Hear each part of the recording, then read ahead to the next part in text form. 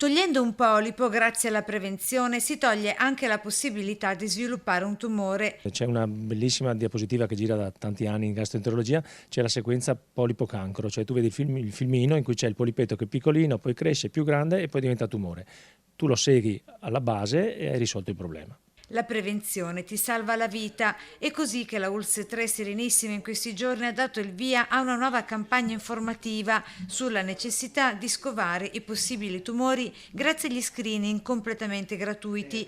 Il focus sui casi di tumore al colon retto. In Italia ha un'incidenza dell'80,3% ogni 100.000 abitanti. Tra i numeri del cancro è al terzo posto dopo quello al seno e alla prostata, così dai dati 2022 dell'Istituto Superiore della Sanità e diffusi dalla ULSS 3 Serenissima. I dati del Veneto vanno ancora più nello specifico, evidenziando come Venezia, rispetto alla media regionale, registri la maggiore incidenza di casi.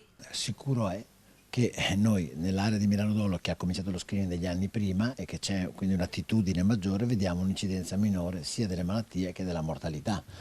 Quindi questo sicuramente è un gesto piccolo che, senza andare a pensare a chissà che altre cose, può dare un significativo impatto sulla propria salute. Il test è davvero semplice da farsi. Tante le farmacie che hanno aderito alla campagna di screening grazie alle lettere di invito dell'azienda sanitaria veneziana che, se smarrite, sono facilmente recuperabili. Se la persona non ha più la lettera di invito, ci chiama, noi rimandiamo la lettera con le etichette e con questa si va in farmacia. Il farmacista e il personale della farmacia consegnerà il campioncino nuovo e quindi lo screening potrà essere assolutamente fatto.